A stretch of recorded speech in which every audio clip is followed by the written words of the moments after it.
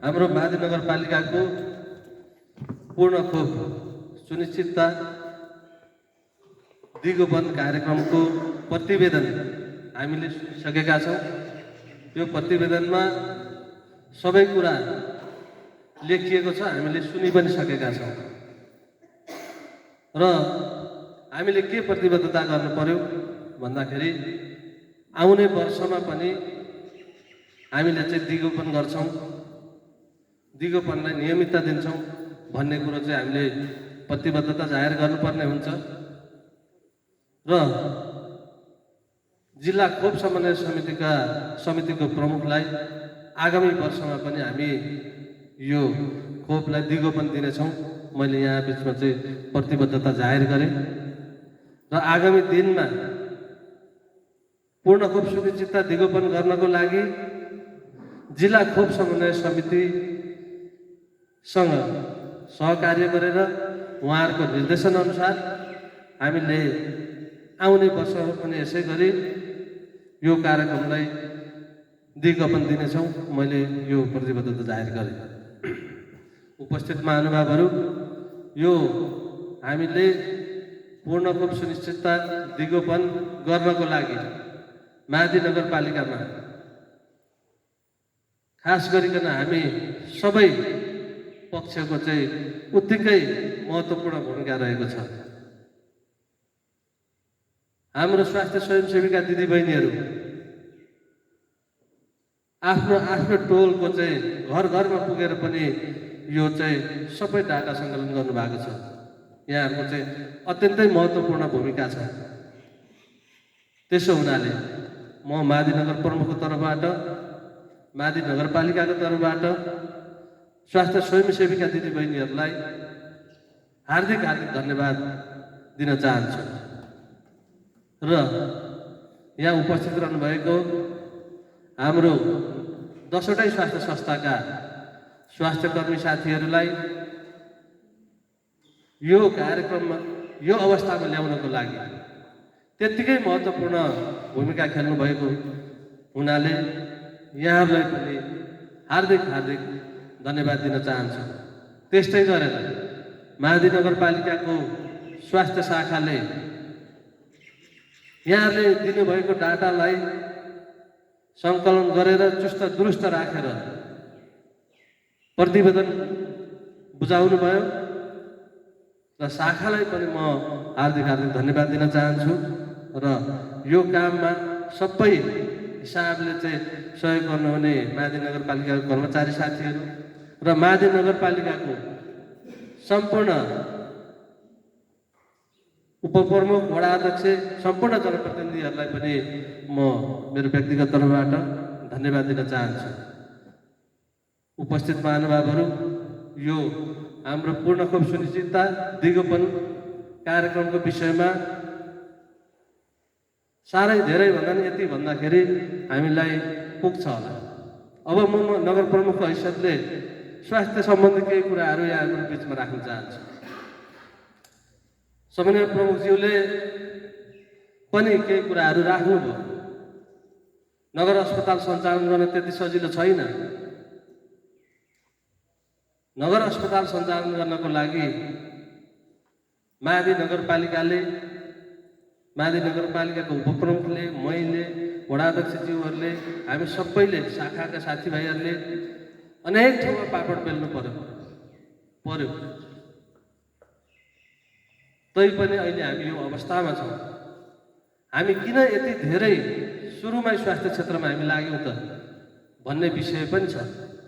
हाम्रो मादी नगरपालिका सङ्घसभा जिल्लाको एउटा दुर्गम पालिकाको रूपमा पनि मानिन्छ। त्यसो हुनाले हाम्रो मादी नगरपालिकामा हामी स्वस्थ भयौँ भने, हाम्रो बच्चाहरू स्वस्थ भयो भने मादी नगरपालिकामा मादी नगरको विकासको र समृद्धिमा पनि टेवा पुग्छ भन्ने विषय हो। हाम्रो बच्चा स्वस्थ भयो भने पढाइमा पनि अब्बल हुन्छ। हामी स्वस्थ भयौँ भने सबै काम गर्न सकिन्छ। त्यसो हुनाले हामीले त्यो चिजलाई मध्यनजर गर्दै यो हामी स्वस्थ हुँदाखेरि हाम्रो चाहिँ सबै किसिमको क्षेत्रमा चाहिँ प्रभाव पर्ने भएको हुनाले हामीले स्वास्थ्य क्षेत्रमा ध्यान दिएका हौँ। महादी नगरपालिकाको आर्थिक अवस्था हेर्ने हो भने धेरै जस्तो यहाँबाट चाहिँ बसाइ सर्ने क्रम छ। अलि पैसा भएकाहरू बसाइ सरिहाल्छन्। हामी सामान्य मध्यम वर्गका हामीहरू चाहिँ हामी यहीँ छौँ। अब हामीले बिरामी हुँदा के हुन्छ त? हामीले समाजमा पुर्याउन नसकेको कुराहरू यहाँहरूलाई म भन्दैछु। खास गरिकन यो विषय चाहिँ हाम्रो स्वास्थ्य स्वयंसेविका दिदीबहिनीहरूले गाउँ गाउँमा टोल टोलमा भन्दाखेरि स्वास्थ्य कर्मी साथीहरूले गाउँ गाउँमा टोल टोलमा भन्नुपर्ने विषयहरू चाहिँ के हो भन्दाखेरि हामी सामान्य बिरामी भयो भने महादी नगरपालिकादेखि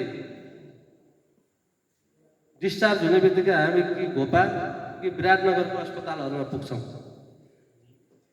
डेङ्गु लागेको बिरामीहरू पनि यहाँदेखि चाहिँ घोपादेखि विराटनगरको अस्पतालसम्म पुगेको छ। यहाँ स्वास्थ्य कर्मी साथीहरूलाई त्यो रेकर्ड पनि होला, हामीसँग कति गए भन्ने हामीसँग डाटा पनि होला। त अब हाम्रो महादी नगरपालिकामै को नगर अस्पतालमै निको भएर फर्किँदाखेरि कति खर्च हुन्छ त भन्दाखेरि 5,000 नै खर्च हुँदैन होला। त्यस्तै होला होइन भोजराजी? 5,000 नै खर्च हुँदैन होला। नगर अस्पतालमा उपचार गरेर 5 दिन 7 दिनसम्म यहाँ चाहिँ बेडमा बसेर गयो भने पनि 5,000 खर्च हुँदैन। हेर्नुहोस्, हामीले यहाँनिर अस्पताल स्थापना गर्न नसकेको थियौँ भने त्यो बिरामी विराटनगरको अस्पतालमा जाँदाखेरि कति खर्च हुन्छ? यहाँदेखि एम्बुलेन्सको भाडा जाँदा 15,000, आउँदा 15,000, 30,000 भयो। दिनमा चाहिँ 2,000 कतिको चाहिँ बेडको हिसाबले 5 दिन गर्दाखेरि पनि 10-15,000 चाहिँ बेडको भयो। औषधि गर्दाखेरि सबै गरेर चाहिँ आएर तङ्ग्रिँदा गर्दाखेरि लगभग 1 लाख रुपियाँ तपाईँको खर्च हुन्छ। महादी नगरपालिकाले यहाँ नगर अस्पताल स्थापना गरेको कारणले हामी बिरामी हुँदा हाम्रो कति खर्च चाहिँ बाँच्यो त भन्दाखेरि हाम्रो 95,000 रुपियाँ खर्च बाँच्यो। यो चिज पनि हामीले चाहिँ जनता समक्ष पुर्याउनु पर्यो नि त। त्यसो हुनाले म सबैलाई चाहिँ यहाँहरू उपस्थित हुनुहुने सम्पूर्णलाई के आग्रह गर्छु भने हामीले स्वास्थ्य क्षेत्रलाई माया गर्नु पर्यो। हाम्रो नगर अस्पतालमा के समस्या आयो बिचमा भन्दाखेरि कोही बिरामी भएर आउने, कोही केही एक्सिडेन्ट भएर आउने, अनि ती बिरामी ती एक्सिडेन्ट हुनेहरूको चाहिँ आफन्तहरू जाँड खाएर आएर हो हल्ला गर्नु थाल्यो। त्यस पछाडि हामीले त्यहाँनिर चाहिँ एउटा प्रहरीको त्यो सुरक्षाको व्यवस्था पनि गरेका छौँ। अहिले हाम्रो स्वास्थ्यकर्मी साथीहरूलाई त्यस्तो कुनै डर छैन। नभए कुनै बेला चाहिँ त्यस्तो त्रासमा पनि काम गर्नुपर्ने परिस्थिति थियो। यस्तो विषयहरू छ र हामीले निक साइमन्स जस्तो संस्थाहरूसँग पनि चाहिँ टाइप गरेर चाहिँ काम गरिरहेका छौँ। आउने वर्षहरूमा हामीले 2083 देखि हामी थप उहाँहरूसँग चाहिँ साझेदारी लम्ब्याउने अरू बाँकी 5 वर्ष पनि उहाँहरूसँग चाहिँ काम गर्ने भन्ने हिसाबले हामीले कुरा गरिराखेका छौँ। अघि चाहिँ समन्वय प्रमुखज्यूले चाहिँ डाक्टर कासिमको कुरा गर्दै हुनुहुन्थ्यो। उहाँसँग पनि हाम्रो चाहिँ मेरो कुरा भइराखेकै छ र यो स्वास्थ्यको सन्दर्भमा त्यो निक्साइमन्स भन्ने नै संस्थामा म लगभग 15-20 खेप जति पुगेको छु होला। अहिलेसम्ममा म मेयर भइकन त्यति सजिलै त्यो संस्था यहाँ आएको छैन। त्यति मात्रै होइन, महादी नगरपालिकामा औषधि औजारहरूको लागि त्यो स्वास्थ्य विभाग टेकु भन्ने ठाउँमा म 20औं पटक पुगेको छु। हामीले यहाँनिर चाहिँ कार्यपालिकामा निर्णय गरेर हामीलाई यति सामग्री चाहियो, यति औषधि चाहियो, यति बेड चाहियो, यी सारा दुनियाँ यति चाहिँ लेखेर हामीले चाहिँ पठाइकन 20औं पटक हामी त्यहाँ पुगिसक्यौँ। त्यो स्वास्थ्य विभाग टेकुको त्यहाँ कर्मचारीहरूले यो मादिनगर उता सङ्घसभातिर मादिनगर नगरपालिका भनेर चाहिँ त्यहाँको मेयर अरे हो भनेर चाहिँ त्यहाँ चाहिँ सबैले चिन्न थालिसक्यो। त्यति धेरै हामी चाहिँ स्वास्थ्यको लागि कुदेका छौँ, गएका छौँ। अब कसलाई भन्न हिँड्ने त म यति गरेँ भने जे भए पनि तपाईँ हामी यो मादी नगरपालिकाको सम्पूर्ण जनताको लागि, मादी नगरपालिकाको समृद्धिको लागि हामी लागेका हौँ। हामीले हिजो पनि भनेकै थियौँ, हामी निर्वाचित हुनुभन्दा अगाडि हामी चाहिँ तपाईँहरूको चाहिँ जनताको चाहिँ घर घरमा आउँदाखेरि हामीले भनेकै थियौँ मादी नगरपालिकाको चाहिँ जनतालाई चाहिँ स्वास्थ्यमा अहिलेको भन्दा छुट्टै फरक पहुँच हामीले चाहिँ बनाउनेछौँ भनेर भनेकै थियौँ। शिक्षा क्षेत्रमा हामीले शिक्षाको गुणस्तर वृद्धि गर्ने भनेर हामीले भनेकै थियौँ। यस वर्षदेखि हामीले चाहिँ शिक्षा क्षेत्रलाई नि चाहिँ प्राथमिकतामा राखेर हामीले काम गर्दैछौँ। विद्यालयहरू अनुगमन सुरु गरिसकेका छौँ। UWS नेपाल जस्तो संस्थाहरूसँग हामीले नयाँ कार्यक्रमहरू ल्याएर चाहिँ काम गर्दैछौँ। यो कार्यक्रम हुनुभन्दा एकछिन अगाडि हामीले जाइका भन्ने एउटा संस्थासँग हामी छलफल गरेर त्यहाँ बस्दाखेरि केही समय ढिलो भयो यो कार्यक्रम सञ्चालन हुन। हामीले ती संस्थाहरूसँग पनि कुरा गरिरहेका छौँ।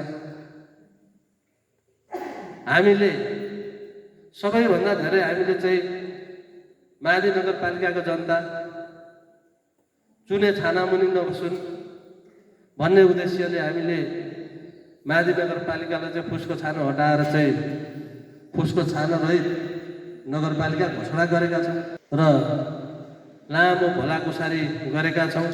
हाम्रो चाहिँ आर्थिकतालाई स्वीकारेर जिल्ला समन्वय समितिका प्रमुख उपप्रमुख आइदिनु भएको छ। यहाँहरू दुवैजनालाई हार्दिक आभार व्यक्त गर्न चाहन्छु। राजनीतिक दलका प्रमुख प्रतिनिधि ज्यूहरूलाई पनि आभार व्यक्त गर्दै यो हाम्रो पूर्ण खोप सुनिश्चितता दिगोपन कार्यक्रम यही समापन भएको यहाँहरू सबैलाई जानकारी गराउँदै